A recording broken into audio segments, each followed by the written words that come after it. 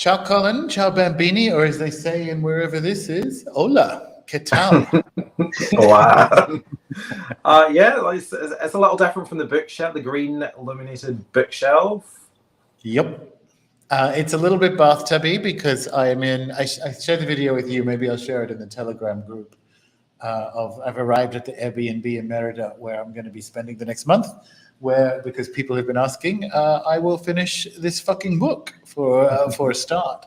But it's lovely, it's really lovely, but it's like an old 250, 300-year-old Spanish colonial house. And so it's very echoey. And I thought, you know what? I'll do it outside because behind me is a teeny tiny little pool and like a patio area, and it's quieter outside, and I'll just deal with the heat. But nothing was charged, so everything's plugged in. This is like a terrorist setup. Like this is international adapter coming to this like table, and there are cables everywhere and so on. And I've had 1 hour's sleep, and I'm still jet lagged. And so I'm like, you know what? It can be a bit bathtubby. It's fine. It's fine. Good. It's a special effect. It just adds to the charm of the show, right? Exactly. Well, that was the other thing. I'm like, okay, I'm still a bit dark because again, I'm in like an old house, and I'm like, I'll get my LED light, and then I'm like, you know what? I will sweat like a nun watching porn. So I'm just gonna be a little bit dark. And a little bit bathtubby for this time. But what about you? How's things in the at least 80 to 100 seconds since we last we've had like a good couple of minutes out of this one. It's been great. I quit my day job, so I officially full-time an artist. Did it. Spent literally 2 days in a full body blackout of like stress thinking about it. And then got like a sinus infection. And then I was like, oh my God, what have I done? But it's one of those ones like, I've just been like a 1 foot in a dying world for like most of my 20s. And I was like, you know what? Time to commit to the bit. Like, let's just do this. Good for you. Good for you. Yeah, nice one. And it's Twink week again. So my leaving my old life has also apparently come at the same time as I found myself artistically, because here we are. Yeah. Loving the past 2 weeks or 3 weeks of like drawing Twinks. I did not expect that of you. I really thought kings were more your energy, but here we both are. I will say, because the way the kind of the bias of these of like playing cards and card is that like most of these are like villainous Twinks, so that's like an energy I can vibe with. That's true. All right, yeah, they're all kind of like the children of the rider. So yeah, all right, I'm into it. And also, we have variously gendered Twinks, so I'm not. I think you're still more for the kings. Well, I'm excited. Well, we can talk about it as we go through them.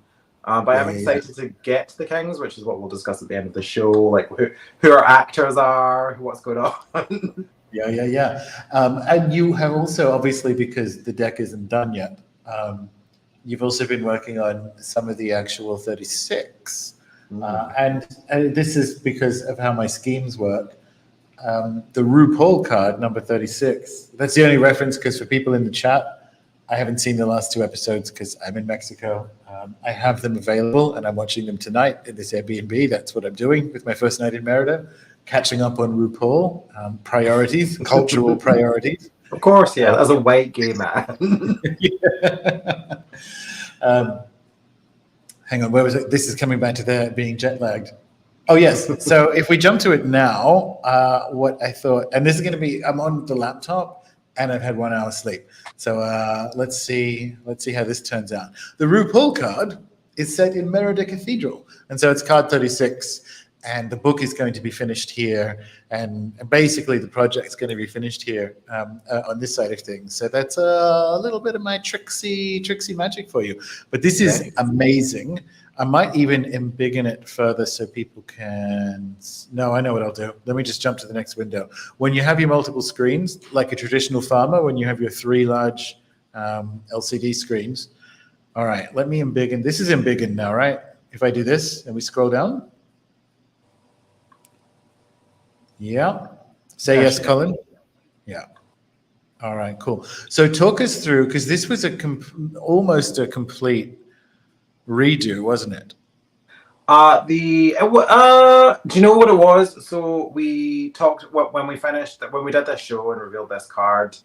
It wasn't finished, but there was a lot of, you had a lot of questions about perspective and the composition and stuff.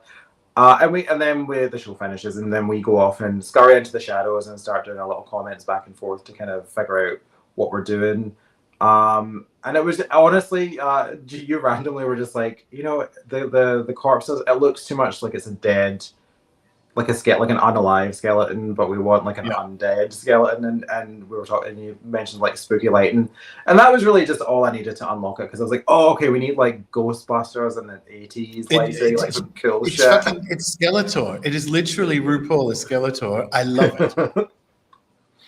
So that was like, yeah, cool, got the reference, know what I'm doing, and that was it's the message, just maybe that kind of, because I think before there was no menace to the card, whereas the cross is not necessarily a positive card, and there is a lot of kind of weight to it. So we just needed more of the sort of dark side of the cross, and there she is.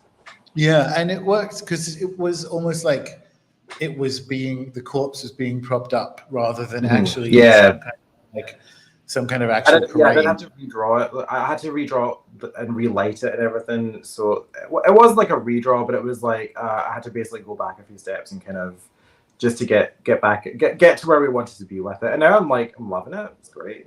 Yeah, it's awesome, and I like the green. I don't know if you can see my mouse. I like the sort of, because the door behind Rue is blown out, entering onto the stage. But I like that there's sort of that green miasma to it, and I love the light up here in the dome.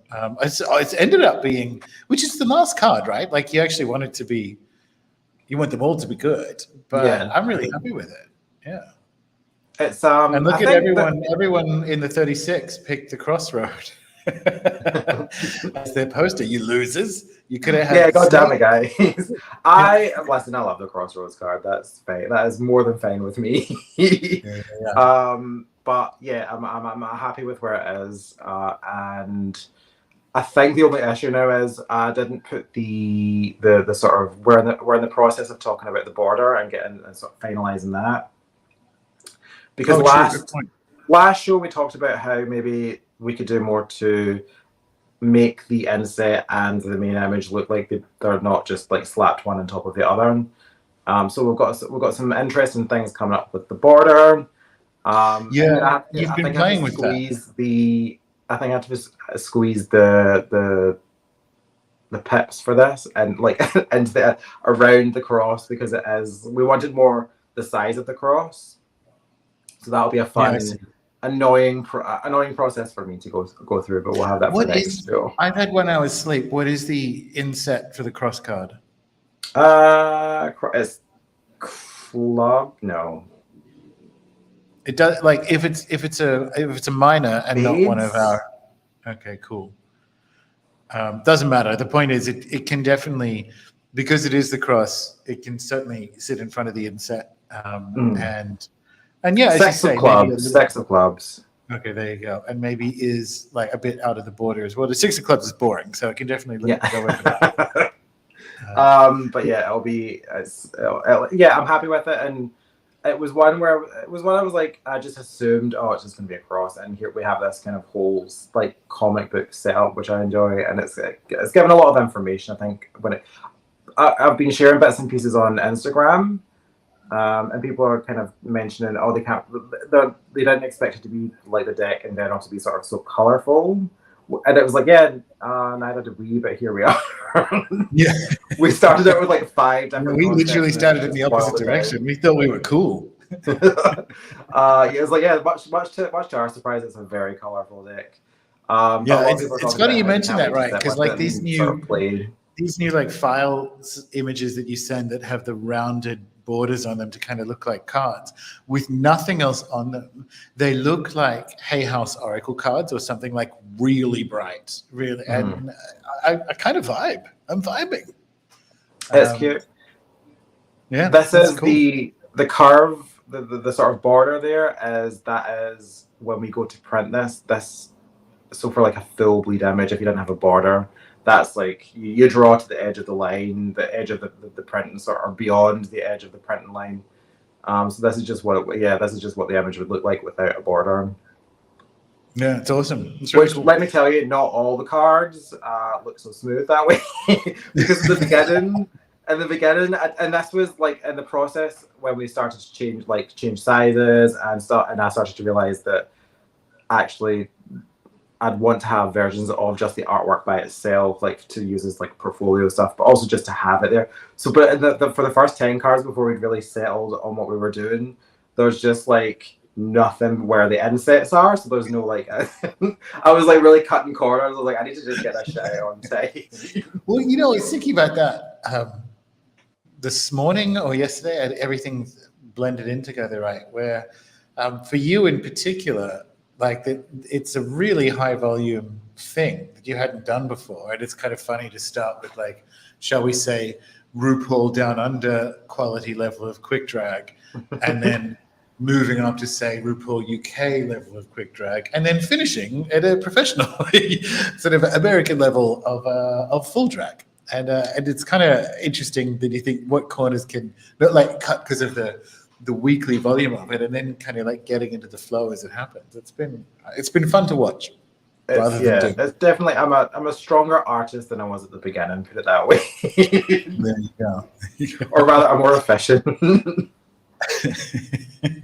All right. Well, let us move to obviously a personal fave, the Michelle card, and yeah, lay it on us. So this was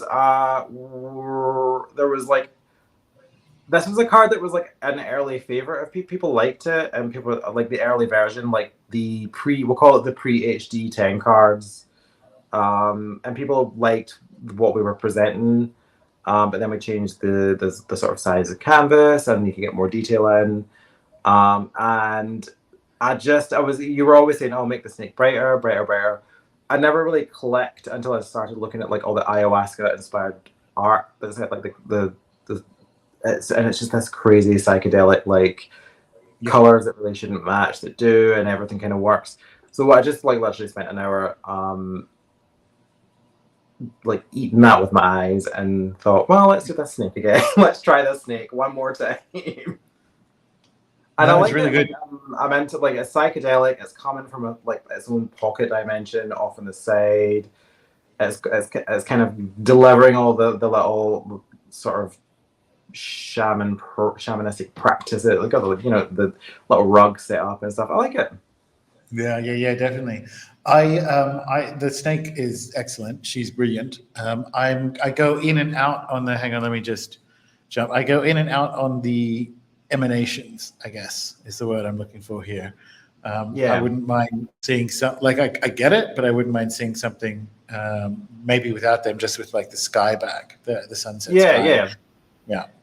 It's a choice that I think I like, but I think I want to see. It's such an important card that like it looks really cool zoomed out like that, but also I'm not sure if. Actually, we're going to lose a bunch of it in the inset anyway. You just made yourself. You just thought it was just extra work. Speaking of, well, again, I've come to realize that this is work I've worked incredibly hard on for a year. Like we're now at the year point. Yeah, I want to be able to have this and show it. Like this is my again now that I'm just a full-time professional artist. Actually, I'm going to have actual work to show people. So I was like, you know what, just take the time, like do all that stuff and get everything done. Because at the end of the day, the borders will change. We'll make adjustments to all that kind of stuff. So it's good to just have the entire image there. But I'd feel bad like missing out like kind of like the opportunity to show like the full serpent and stuff. But we can take the emanations out because that just sits in a layer below the snake. like I like it, and I like the it sort of looks spectral down towards the head. I quite like it there. I think that looks super interesting. I'm just not sure. I think there's maybe too much at the top of the card. And again, so much of it's going to be covered by the inset. I should shut my fucking mouth. But I love the direction of it. And again, like this is genuinely what a Shipibo Shaman Altar setup looks like. So I'm just really, really happy that Michelle Gomez is a Shipibo Shaman. As she should be. All right, that's brilliant. And shall we make more jokes about songs that have heart in the title? Let's shall. All right, so for people playing along at home, and we get a little preview of one of Colin's Twinks before we get there. But actually, I'm just going to jump back and I'll leave it up. So one of the ideas we had as a backup for the heart card, which if you'll recall, anything to do with showing or demonstrating real human emotion, Colin has really struggled with. Homes to live in and hearts, right? It's just the Aquarius energy is like, what do you want? Do you want a banana? I don't understand. How much could a banana possibly cost, Gordon? Jesus.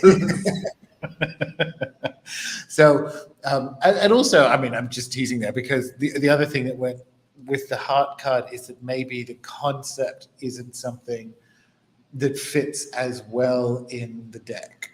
And so one of the backup ideas we had was like a Jean-Paul Gaultier style, or inspired by Jean-Paul Gaultier style, kind of like almost fake or hyper sailor tattoos, right? Like the proverbial mom. And so, but I actually like where we landed on the heart as a glyph. So with the sacred heart fire thing and the thorns and the right chakra symbol in the middle of it. So what we've done, as you can see, is the royal we at sketch format now is we're sort of investigating having the heart as tattoo on like more of your specializing in, you like a reverse tongue of Finland. It's like just Twinks. Just Twinks all the time. Yeah.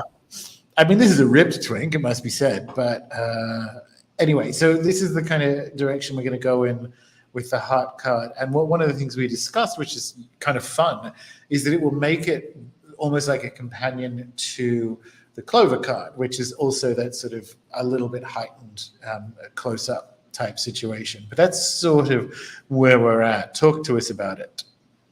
Yeah, so I was like, where I actually couldn't remember where we were with the heart card, so we had that initial conversation. And we were just like, we've been doing all this, as people are just about to see, we've been doing all this work with hot Twinks. And it never, once we weren't doing the rib cage effect, like the light thing, if people can cast their minds back to the heart show, once that just wasn't working out, it kind of, the composition kind of didn't make sense. Yeah. So it just hasn't been sitting right. And now we have this. No, I'm not gonna lie, I love I can't wait to get to work on this one, because I'm like loving the composition. I'm like feeling my Jean-Paul Gaultier realness. Like I'm ready to do it.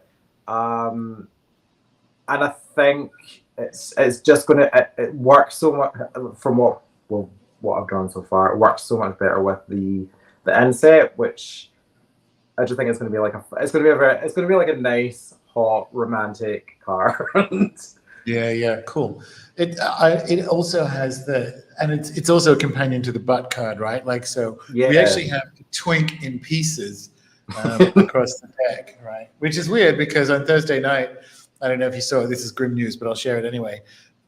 Quintana Roo has had a spate of violence, the state I was just in, of late, drug-related, cartel-related violence. Principally, the people from English-speaking countries who've been killed have actually come to Mexico on drug business. So it's kind of like, it's not like they're killing tourists. They're, if you're in the drug business, this is the things that happen, right?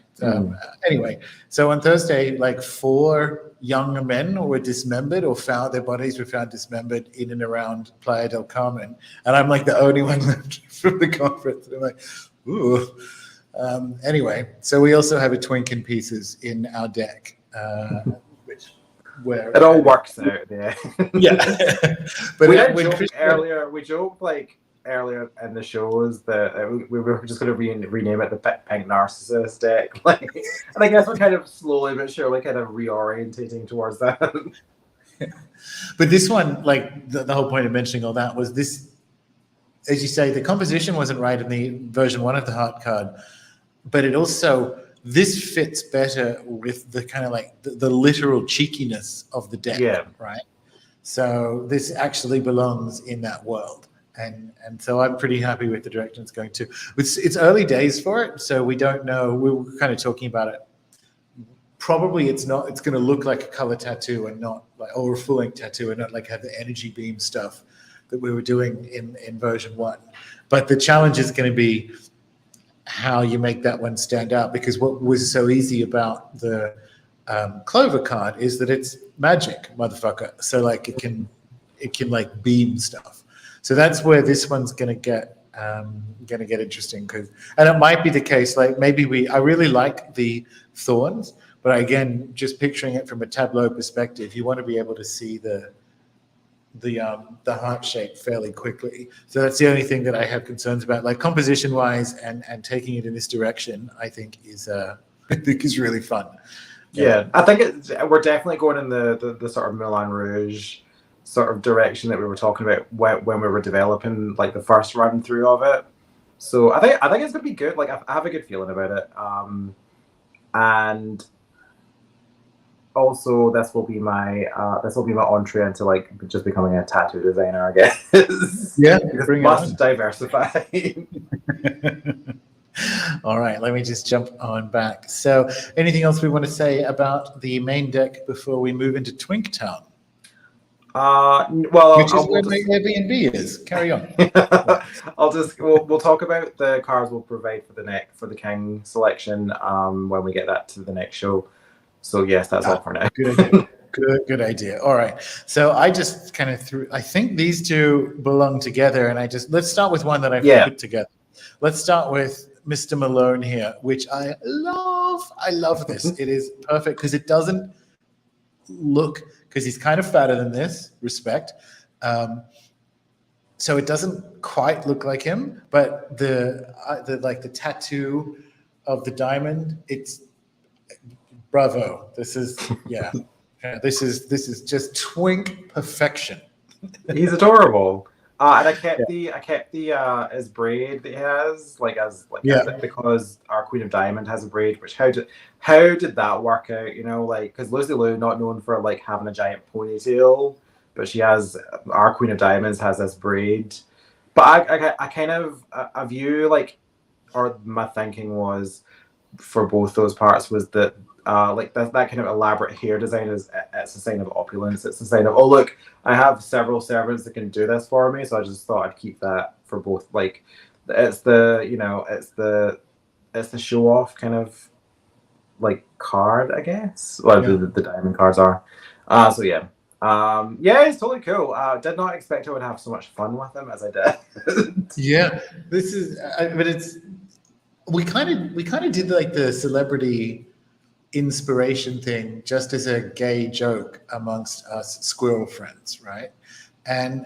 But it's really worked. Like Post Malone is that kind of cheeky, ostentatious Jack of Diamonds, right? Like Millie on My Wrist. Like most of the songs that aren't, and by the way, he's only like 27 or 28, so who hurt you, Austin Post? The songs that aren't about like really, really terrible relationships gone wrong are about how many cars he has and jewels. And I'm like, holy shit. You literally are the Jack of Diamonds come to life. And even though people will, for legal reasons, never refer to this as the Post Malone card because it isn't, it's captured that energy. It's so fucking cool. I'm really happy. People are talking about and I want to keep perfection needing to be. As hands are you watching the chat? Because I want to keep the kind of like it goes with the scythe card. I want to keep the kind of like it's danger or it's a stabbing. There's ways that you would be better to describe about all the sort of what the Jack of Diamonds represents when you're reading it in that kind of way. but I kind of, so it couldn't just be someone like stabbing someone, but I wanted them to be sharp. And also there's this whole thing where like he's an academic, and I was like, well, we can't get everything into one, because we're going with, you know, the playing card, we're going with our Lenormand reading, and we're going with like Marseille decks and stuff, and the original like the Rider-Waite Tarot. So it's like I'm enjoying kind of collaging everything together to get something, and then I go and find that actually illustrators from 200 years ago had the exact same idea, which has also been quite interesting. We're talking in the chat about having a Twink collection of merch, including Twink Perfection needing to be on a T-shirt. But I would, and I don't even want to say phrasing because I definitely have a crush on Post Malone. I would absolutely drink out of a ceramic Jack of Diamonds mug. I would. So we'll definitely add these to the list. All right, let me just move back to the next screen. All right, so the hearts. This is like the composition of where you've ended up is just so unbelievably meta. It's like it is a portrait hanging in like a grand castle hallway, and it's also playing with that idea. And like, because the initial sketch, he's hot as balls, right? And possibly like bit too bad boy for the Jack of Hearts. And then by the end of it, I love it. It's so cool. But talk us through. Yeah, this is like initially, so it was John Boyega was the inspiration. But the final combat, so I was like, all right, cool, we'll do this, and I was working out the kind of costumes for everyone in this kind of fantastical time period that isn't quite set in anything, but certainly we'll call it Studer, okay, Studer period. Yeah. Or Tudish. Tudish. It's based the final pose and everything is based on a painting that I've seen before. That was this. It was commissioned by some young Cornish like toff. There's like basically like it was like a courting painting. Like he would send this to his like lover to say, or his potential lover, or suitor, to say, you know, let's get it on. And the composition was so perfect. I was like, this is what this has to be. This is how this is. And I just threw the cup in, and I thought, yeah, great. We're banging on all cylinders. Yeah. It's none of the. I can critique nothing about the Twinks. It's just you have honestly, found your muse, and it's Twinks. I think with that, I should say the plan is that I'm going to redraw the queens. So I think in the last show we talked about making these a playing deck, like by themselves. So with the queens, I was drawing smaller to sort of help with the inset kind of shrink down. But I've kind of just decided that I can draw more complex and to a playing card size. We have to maybe simplify the compositions of things and like the detail level, but as long as it's this kind of tony, kind of smooth, kind of like illustration style, I can fit it. I can make it work for both sizes. So I'll redraw the queens as we redraw we draw the kings. Yeah, and you mentioned this briefly earlier in the show, but the other thing that is kind of happening offline that you're playing with is sort of how the borders bring things together. Because some of the initial kind of border testing you've been doing seems weird to be talking about borders in Mexico. Anyway, looks really good, and because if we kind of go and look and go, is this really going to match? Hang on, we've got it here somewhere. Right. So there's some versions of like the border story, I guess, of like the outer card and the inset. If we get that right, the whole thing fucking looks like it's from the one dimension. And just so people are aware in the background, that kind of like border testing and playing with is what's going on, just to make sure that the storybook looking insets actually do look like they belong, and it's the border that does that for them, as far as I can tell. What do you reckon? Yeah.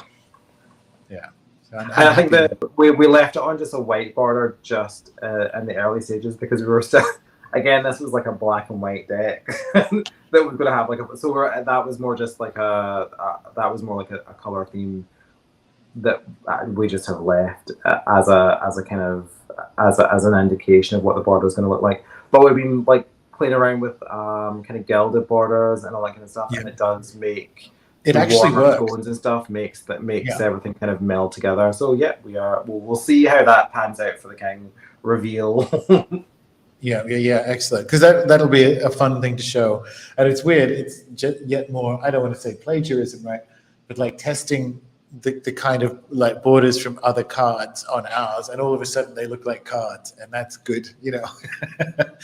But the border piece has turned out to be bigger. And as you say, like it was only white when we were when we thought we were going to be, you know, trendy and stripped down and not like comically festive. When all right, cool. So that is the heart. See you later, John. Now this one I call Troy, because this looks exactly like this looks exactly like my good friend Troy, who has in fact been on one of the. He's the architect who's been, if you've done the custodianship course, if you're a premium member, he's the architect who lives in France, who came to the jungle with me. And I, when you sent me this one, I sent it to him saying like, you're in my deck now. Because I didn't want to send it to him because I didn't want to say, I think you look like Timothy Chalamet. But then I realized I don't find Timothy Chalamet that attractive. So it's not like if I said I think if you look like Post Malone, I'm trying to have sex with you. But if I say I think you look like Timothy Chalamet, it's a perfectly innocent statement. But anyway, talk us through Troy. Yeah, this is Lana Del Rey. Like, come on. Oh yeah, true. Oh, that's right. This one's Lana, isn't it? Yeah. So okay, I can tell Troy. I can tell Troy that he looks like Lana. That's good. So it was like. Yeah, you zoom in and it's Lana. That's in the Billie Eilish card, our club card, our Jack of Clubs. I was like, we're not. I felt like, okay, this is because we've picked like people from different genders to represent the Jacks, which is like in keeping with what the Jacks are. But they're not going to be feminine. They're not going to be femme presenting. They're going to be, you know, wheelers and dealers that are cut their hair back, or it's all back. They're like pretending to be boys in this, you know, horrendous court system that they find themselves stuck in, which, you know, is relative to the world. But yeah, so it was truly just listening to a bunch of villainous Lana Del Rey songs and like looking at both of them. I should have looked at the sketch because on the left is Lana. That's plain. On the right is Troy. Yeah, I'm gonna send them. And carry on. The Queen of Spades was Tilda based, and I just took that whole vibe from there, and built up the sort of war. They're like the Warhawks. In my sort of storyline, they're like the Warhawk guard. So they're all in armor and they're ready for war, but they're also like a high. That's where I got Timothy. Maybe that's where I got Timothy Chalamet from. Like maybe I'm thinking of like Dune houses. Yeah. And so like House Spades has, which they do, cheekbones for days, and and I like the War House. Maybe that's where I got Timothy Chalamet from. Must be. He's come through. He had to come through somewhere in the Twink cards. Well, he's aging out of Twink, so you know, I don't know what he's going to be. I think Lana Del Rey might be aging out of Twink as well, to be fair. I'm not. I've still got a decade. Only 27. Yeah. All right. Cool. So yeah, it was. I enjoyed this one because this is the most, to me, the most dangerous of the Jacks is the Spade.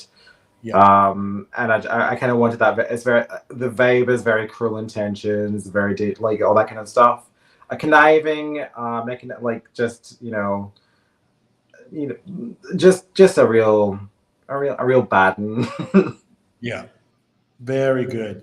All right, so now we shall. I didn't stick these together. did we see this one last week or last time?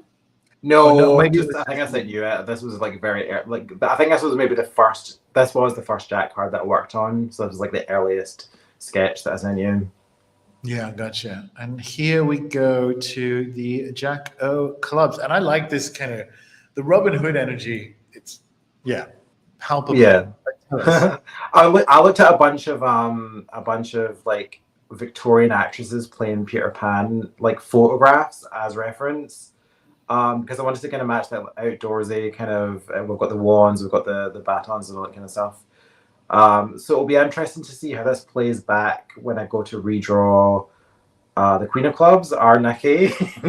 But I think the effect will be positive because again we've mentioned this before, like cinematic universes and like and stuff. But there is like an element of world building even with the inset, so it'll be fun to do. Yeah, and what I liked when I first saw this one that I like about the Jack of Clubs is she or they look like it's almost, we don't really have a reference or a wink to the Waite Smith tarot deck anywhere, right? So we don't actually have like a little reference to like the cornerstone of English language card creation, which is Pamela Coleman Smith, right?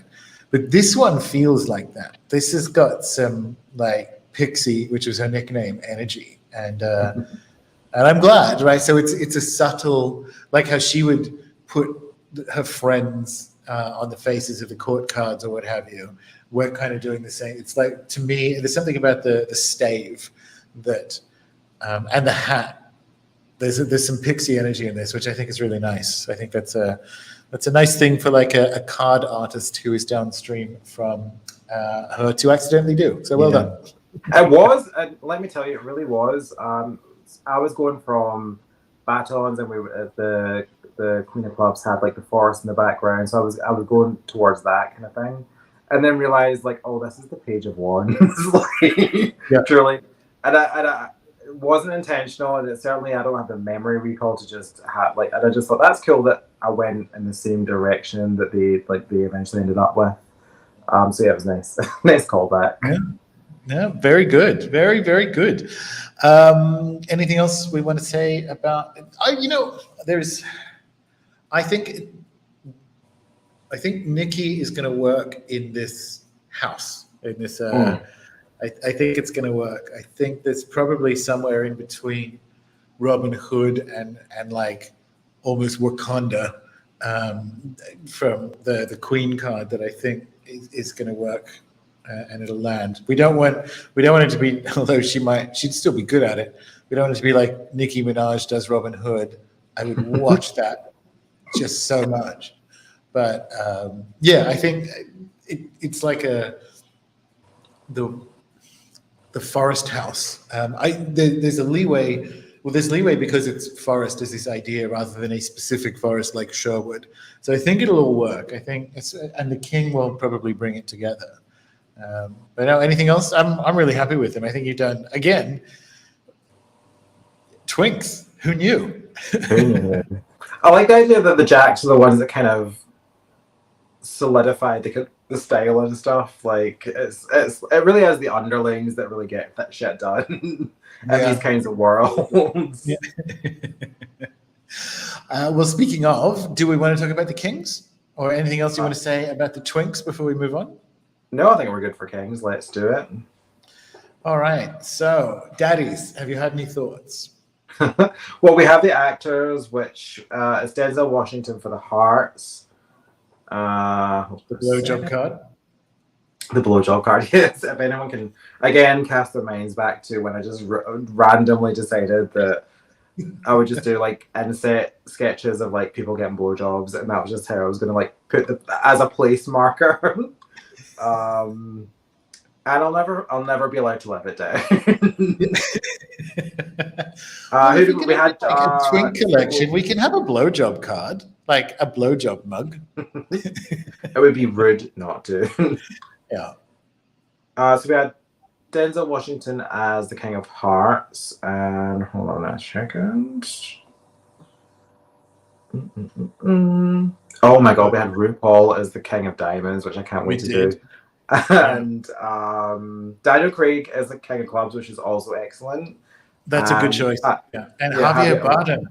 Javier Bardem is the Spades. So it's like very, again, we've picked like a whole selection of like Bond actors. Oh shit! And the making of this deck, we've got like Eva Green, we've got Tom Hardy, who's probably going to be the next Bond. Like it's pretty good. Oh my god! The House of Diamonds is literally Lucy Liu, RuPaul, and Post Malone. That is so good. It's so fucking yeah. It's that's like it's not breaking any copyright laws or like anything like that because I think the vibe of it is so vibrant, a vibrant vibe. Who knew? That it's kind of I can do my own thing with it and it not just be like a portrait of some actor that and you're like, oh, that's Lana Del Rey. I can't say it anymore. Lana Del Rey. But yeah, like we've got enough materials to work with here to sort of weave something pretty interesting. And so next show, probably fortnight, still be here, which is cool. We will do whatever. We'll see the heart again, probably, and any of the other kind of majors that you feel. Because what goes well with daddies in terms of that needs fixing in the main deck? Or that needs to I need to do the house card, so that's because that's the King of Hearts, right? Yeah, shit. Back to your old Lily. The Lily card is pretty much done, but I'll finish that one off because that's the King of Spades, which remember was a really bizarre kind of mixture, but we were able to figure something out with that. I think stylistically, just take it from the jacks, but add more opulence, I guess. No, good. Just thinking that reminded me, the Lily card ranked much higher than I expected. Yeah, that's right. In voting, like it's amazing, but I'm like, oh, cool, because I knew those losers would all pick. Not that I don't love the Crossroads; I think it's an excellent card, but I'm always going to be Team Snack, and yeah, I did not expect the Lily to rank so highly, and I'm like, well done. We will. One of the things, because James will be joining me in a week and a half for a few weeks here. We've got house sitters on the farm, so the chickens don't die. Not that I'd care, and. And there's all that kind of like operational backlog, because by then I'll be, the book will be ready to be edited in the sense it won't be finished, but like human eyes will be able to look at it. We'll be getting there for the cards, and he's doing more of the actual physical stuff, including the merch. And we probably will. I do like the idea of like a Twink collection, and I also like the idea of like a court family collection, because I would like Lucy Liu and Post Malone and RuPaul on a tote, or I don't know. What I have been thinking of doing, like once all the cards are actually done, is have like 3-card response, because the Lenormand is very interpretable, like sentenceable, right? And so you actually could use 3 cards to say, don't talk to me, fuck off, or something, and like actually have like 3 different sequenced cards, which people wouldn't know, but it'd almost be like a response is happening. So there are going to be more fun merch things coming. We just haven't had the capacity or bandwidth to do so, and that's like a James job. Also, the cards aren't done yet, right? So what do we put on them? But I'm really keen to, one, because I just want them. I'm really keen to have some like quite fun and cheeky merch once Crypto shade, surely. Exactly. And then we will be NFTing the Lily, and that's done. If I knew how to do that, or even quite exactly what that was, I would. But anyway, we'll do it. All right. Oh, tree card as well. That's so much. Map for the cards where house card, tree card, Lily, and finish off this heart because I had to redo it. So that's kind of my selection for when we do the king reveal. Awesome. And we don't know what time the next episode's going to be because like the Fridays kind of worked, the Sundays have worked. So you're only getting half the story if you're not in the, albeit admittedly quiet at the moment, Telegram group because we're not doing anything. We're not doing stuff that requires regular updates. But keep an eye on that because we'll certainly be doing fortnightly, but we might do something like this again, right? Like this worked quite well for people rather than like the Thursday, Friday situation. And also it depends because that's quite a workload again. Now that instead of doing weekly, if we're doing fortnightly, you've actually just given yourself what would have been 4 normal weeks at work in 2. So we'll see how we go. But I'm pretty keen to get like, because what I'm doing here, I'm going to be living in this project every damn day for the month of April. So just keep an eye on the group and we'll update you as we go. Yeah, and this is my full-time job now, so like I've got that. That's true. Yeah, I got all the fucking time in the world. So the show is now 24 hours. We will do that. Yes. We just live stream Fortune's Fools around the clock. 24. It's Big Brother, but it's just us like screaming and fucking playing cards. This is kind of like a Big Brother house because the walls in the little outdoor area are extremely high so that psychopaths don't jump in to rape people. And oh my God, I'm in like a 19th century Big Brother house. Excellent. That just makes me think of Pete Burns like dressed up as a Spanish queen, which is great. All right, well, good show. Honestly, congratulations on your Twinks. They're beautiful. It was a good moment. It was a moment in my career I was most pleased with. We should have had, it's the work of Post Malone and Lana Del Rey. It is Lana Del Rey, really, for our Twinks, isn't it? It's a bit Post Malone. Shit. Yeah, because Billie Eilish was in there, but she's like, Billie Eilish is like the puckish version of Lana Del Rey. Like, she's even younger Lana Del Rey. Yeah. And but all 4, even like John Boyega, like, you look at all 4 of them and you look at their moves and their respective like industries and stuff, and they are real jack bitches. Yeah, excellent. All right, guys. Well, thanks very much, and thanks for the merch suggestions in the chat. Very good idea. And yeah, I think we'll do that. I'm going to add that to James's to-do list rather than mine to work on a Twink collection. But yeah, we will probably share, hopefully, a few like border iterations and the Denzel blowjob and other type things in the Telegram group. So see you guys there and then.